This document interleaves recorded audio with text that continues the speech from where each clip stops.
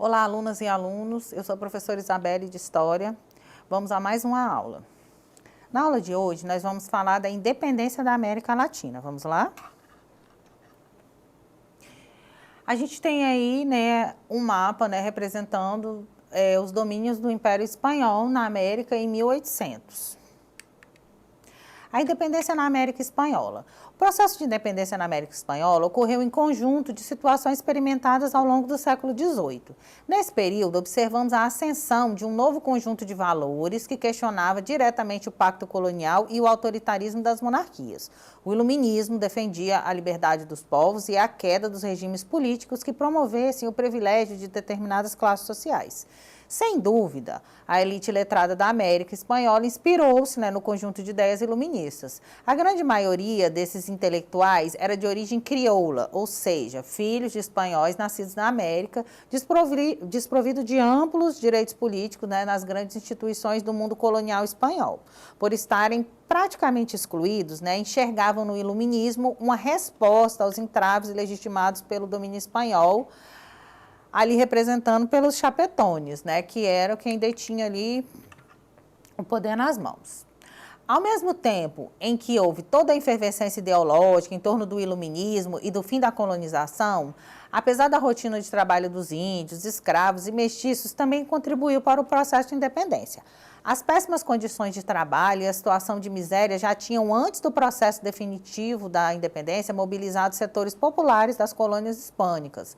Dois claros exemplos dessa insatisfação puderam ser observados durante a rebelião de Tupac Amaru, em 1780 ali no Peru, e o movimento comuneiro, em 1781 em Nova Granada. A gente observa aí a pirâmide social do mundo colonial espanhol. A gente tem aí no topo da pirâmide, ocupando os cargos mais altos, 1% da população que era formada por chapetones. Logo abaixo os crioulos, com 13,5%, embaixo os mestiços, com 27,5%, e a gente observa aí, a maioria esmagadora da população nas camadas mais baixas, 58% de índios e negros. Na Espanha, no século XVIII, a ascensão de Napoleão frente ao Estado francês e a demanda britânica e norte-americana pela expansão dos seus mercados consumidores serão dois pontos cruciais também para a independência. A França, pelo descumprimento do bloqueio continental, invadiu a Espanha, desestabilizando a autoridade do governo sobre as colônias. Além disso, os Estados Unidos e Inglaterra tinham grandes interesses econômicos a serem alcançados com o fim do monopólio comercial espanhol na região. Em 1808, a gente tem aí Napoleão Bonaparte, invade a Espanha e prende o seu rei Fernando VII, coroando José Bonaparte como rei.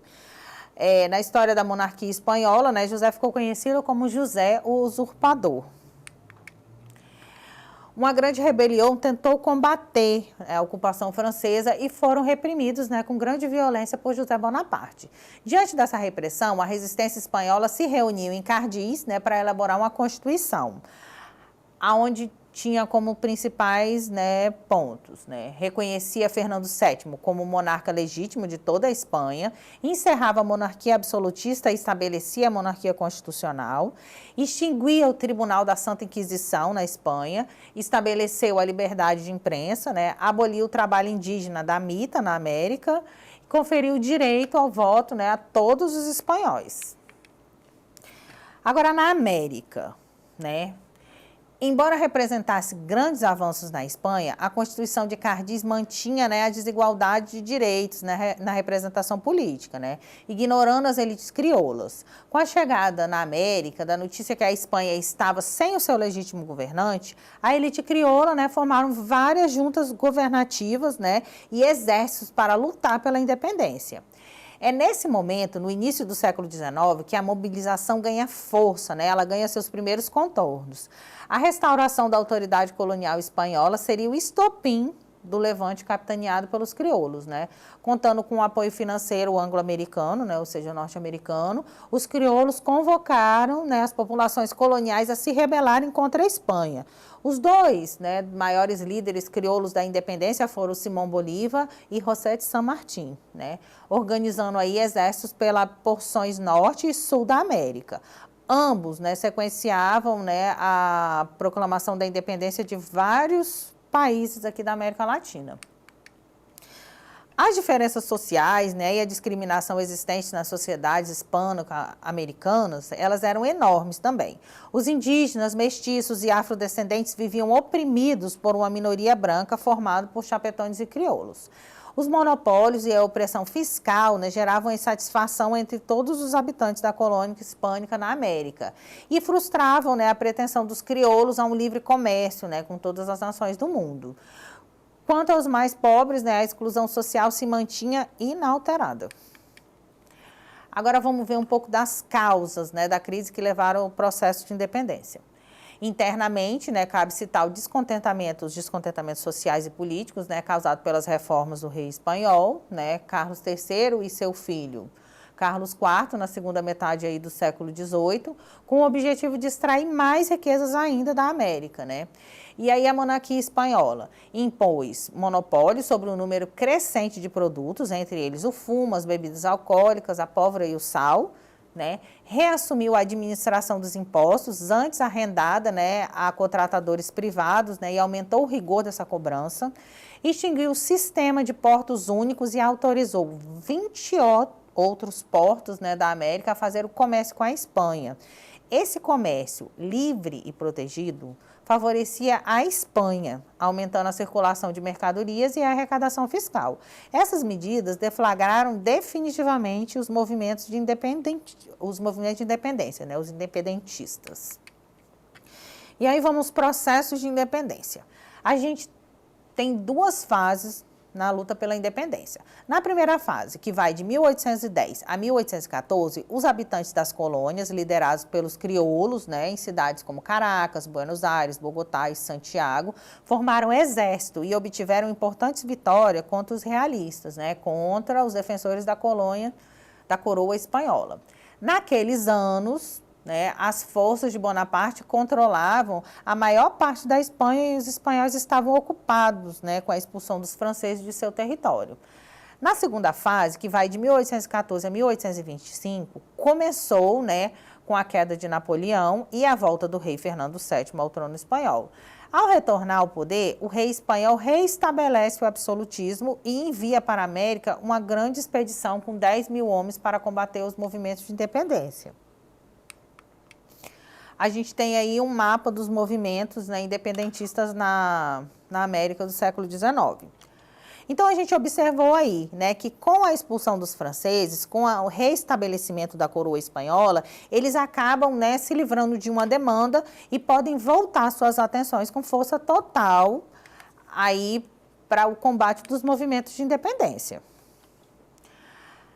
Os processos de independência. A gente tem os movimentos da América Espanhola, né, que não ocorreram de maneira pacífica e foi um longo processo até que as colônias, né, tiverem sua independência reconhecida pela coroa espanhola. Durante os processos revolucionários da América Espanhola, percebemos que os crioulos, né, era o grupo que estava à frente, né, de quase todos os movimentos, né, com exceção do Haiti, né, a antiga colônia de São Domingos, né, onde os negros escravizados, né, que realizam um processo de independência contra os franceses e os espanhóis. Vamos observar aí o mapa das fronteiras. Observem aí que houve aí uma mudança, né? Outra importante figura no processo de independência é o Simão Bolívar, né? Que é o rico fazendeiro crioulo, né, da Venezuela. O seu exército conquistou Bogotá e proclamou a criação da Gran Colômbia, né, que era formada pela Colômbia, Venezuela, Equador e Panamá, né. Em seguida desceu os Andes e auxiliou São Martín na independência da Bolívia. O São Martín e o Simão Bolívar, eles tinham projetos um pouco distintos, né, para a América pós-independência, né. O Simão Bolívar pretendia formar uma grande confederação formada por todas as nações espanholas, né, que se livraram aí do jugo colonial. O São Martín tinha ideias diferentes, né, e queria que cada nação fosse independente entre si, formando um novo estado independente. Vamos exercitar o que nós aprendemos na aula de hoje. Vamos lá? Qual era o nome dado aos governos estabelecidos nas colônias durante o reinado de José Bonaparte na Espanha? Letra A, Constituição de Cardis. Letra B, República. Letra C, Governo Provisório. Letra D, Juntas Governativas. Ou letra E, Intendências. A resposta certa, né, é as juntas governativas. Vamos a mais uma questão. 2. Sobre o que estudamos até agora, né, sobre a crise na América Espanhola, é correto afirmar: o rei da Espanha, Carlos III, tinha uma política de liberdade e direitos para os colonos espanhóis.